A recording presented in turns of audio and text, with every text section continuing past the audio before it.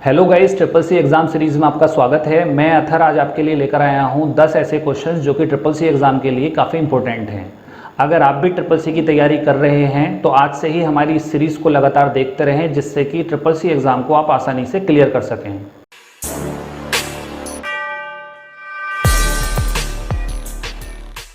Hello guys, triple C exam preparation series की आज की इस क्लास में हम बात करेंगे जीयूआई ऑपरेटिंग सिस्टम से रिलेटेड 10 ऐसे क्वेश्चंस के बारे में जो कि ट्रिपल सी एग्जाम के लिए काफी इंपॉर्टेंट हैं।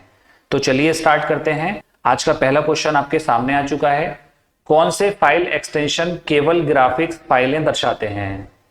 Option number 1 BMP and DOCX, option number 2 JPG and TXT, option number 3 txt and stk, option number 4 bmp and gif।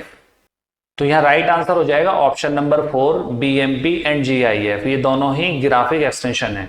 Extension name के लिए देखिए यहाँ हमने पूरी डिटेल आपको दी हुई है, आप चाहें तो इसका स्क्रीनशॉट ले सकते हैं आगे के लिए याद रखने के लिए। यहाँ सबसे ऊपर एक्सटेंशन नेम है .txt। txt जो एक्सटेंशन नेम होता है वो टेक्स्ट फाइल का एक्सटेंशन नेम होता है, यानी कि नोटपैड का एक एक्सटेंशन नेम होता है, जबकि .rtf वर्डपैड का एक्सटेंशन नेम होता है। इसकी फुल फॉर्म भी पूछ ली जाती है कभी कभी एग्जाम में। रिच टेक्स्ट फॉर्मेट इसकी फुल फॉर्म होती है .rtf की। html वेब पेज बनाने के लिए होता है। अगर आप कोई वेब पेज बनाते हैं तो उसका जो एक्सटेंशन नेम होगा वो .html होगा। इसी तरह अगर आप कोई पेंट की फाइल बनाते हैं तो उसका जो एक्सटेंशन नेम होगा वो .bmp होगा। अगर आप कोई मोबाइल से फोटो वगैरह खींचते हैं तो वो फोटो जो होगा आपका जेपीजी या जेपीईजी फॉर्मेट के अंदर दिखाई देगा। इसके नीचे जो आपको एक्सटेंशन नेम दिया हुआ है .wav, ये ऑडियो फाइल का एक्सटेंशन नेम है। इसी तरह इससे नीचे दिया हुआ है .avi, ये भी ऑडियो फाइल का एक्सटेंशन नेम है। इसके नीचे दिया हुआ है .zip, यानी कि अगर आप कोई जिप फाइल बनाते हैं, जिप फाइल का मतलब होता है कि आपकी कोई फाइल है और उसका साइज आप रिड्यूस करना चाहते हैं तो आप उसको जिप फाइल के अंदर रख लेते हैं और उसका जो एक्सटेंशन नेम होगा वो .zip होगा। इसके नीचे देखिए माइक्रोसॉफ्ट वर्ड के एक्सटेंशन नेम आपको दिए हुए हैं .doc and .docx। .doc 2003 office का एक्सटेंशन नेम है, जबकि .docx जो है वो 2007 का, तो .docx होगा। इसी तरह एक्सेल का जो 2003 वर्जन है उसका एक्सटेंशन नेम होता है .xls, जबकि 2007 और 10 का एक्सटेंशन नेम होता है .xlsx। इसी तरह पावर पॉइंट का जो 2003 वर्जन है उसका एक्सटेंशन नेम होता है .ppt, और 2007 और 10 का जो एक्सटेंशन नेम है वो होता है .pptx। नेक्स्ट क्वेश्चन, .wav व .mid किस प्रकार की फाइल हैं जिन्हें पावर पॉइंट में जोड़ा जा सकता है? तो यहाँ आपको बताना है option number 1 sound file, option number 2 picture file, option number 3 image file, option number 4 उपयुक्त में से कोई नहीं। तो यहाँ राइट आंसर हो जाएगा ऑप्शन नंबर 1 साउंड फाइल, यानी ये दोनों साउंड फाइल हैं जिसको पावर पॉइंट में जोड़ा जा सकता है। नेक्स्ट क्वेश्चन, पीडीएफ की फुल फॉर्म क्या होती है? बहुत इंपॉर्टेंट क्वेश्चन है, इस तरह की शॉर्टकट की पूछ ली जाती है। Option number 1 portable dictionary format, option number 2 printed document format, option number 3 portable document format, option number 4 portable directory format. तो यहाँ राइट आंसर हो जाएगा option number 3 portable document format. Next question, निम्नलिखित में से किस शॉर्टकट कुंजी का प्रयोग रन प्रोग्राम विंडो खोलने के लिए किया जाता है?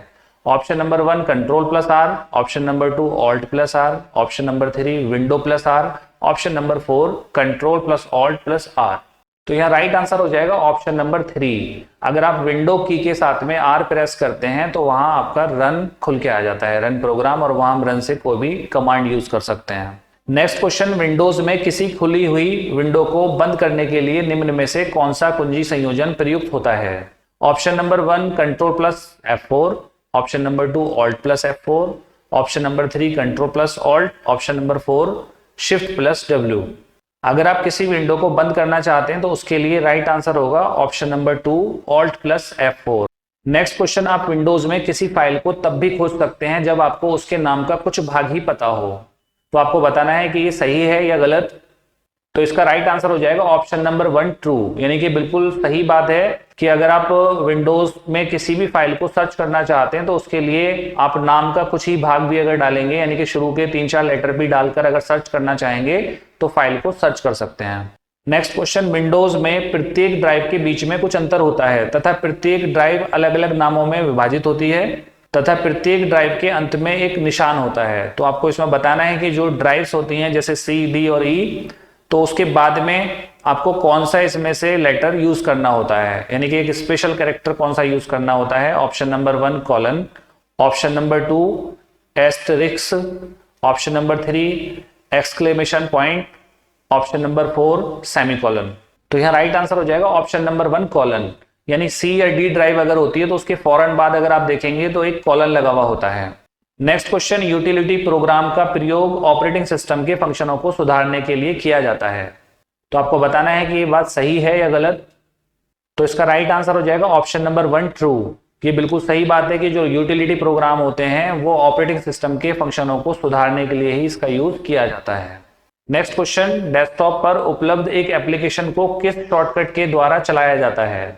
ऑप्शन नंबर 1 इसके शॉर्टकट पर डबल क्लिक करके, ऑप्शन नंबर 2 राइट क्लिक फिर ओपन ऑप्शन को सिलेक्ट करके, ऑप्शन नंबर 3 आइकन को सिलेक्ट करके एंटर कुंजी दबाने पर, ऑप्शन नंबर 4 उपरोक्त सभी।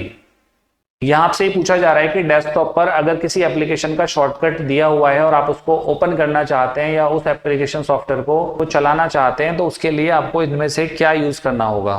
तो इसका राइट आंसर हो जाएगा ऑप्शन नंबर 4 उपरोक्त सभी, यानी कि तीनों तरीके से हम किसी भी शॉर्टकट को ओपन कर सकते हैं। डबल क्लिक करके भी कर सकते हैं या उस पर राइट क्लिक करके ओपन बटन पर जाकर कर सकते हैं, और या तीसरा ऑप्शन इसके अंदर है कि आप उसे सिलेक्ट करेंगे और एंटर की प्रेस करके भी उसको ओपन कर सकते हैं। नेक्स्ट क्वेश्चन, कर्सर है, आपको बताना है कर्सर क्या है इनमें से। Option number 1 pixel, option number 2 टिमटिमाने वाली पतली रेखा, option number 3 pointing device, option number 4 उपयुक्त में से कोई नहीं। तो यहाँ राइट आंसर हो जाएगा ऑप्शन नंबर 2 टिमटिमाने वाली पतली रेखा, यानी कर्सर एक टिमटिमाने वाली यानी जो ब्लिंकिंग करती रहती है। आपने देखा होगा जब आप वर्ड पैड पर या माइक्रोसॉफ्ट वर्ड पर कुछ टाइप करते हैं और माउस अपना किसी जगह जाकर क्लिक कर देते हैं तो वो ब्लिंकिंग करता रहता है वहां पर, तो वो जो पतली सी रेखा होती है उसी को कर्सर बोला जाता है। आई होप ये वीडियो आपको पसंद आया होगा। अगर आप लोगों ने अभी तक हमारे चैनल को सब्सक्राइब नहीं किया है तो प्लीज चैनल को सब्सक्राइब कर लें और इस वीडियो को ज्यादा से ज्यादा लोगों को शेयर करें। Thank you.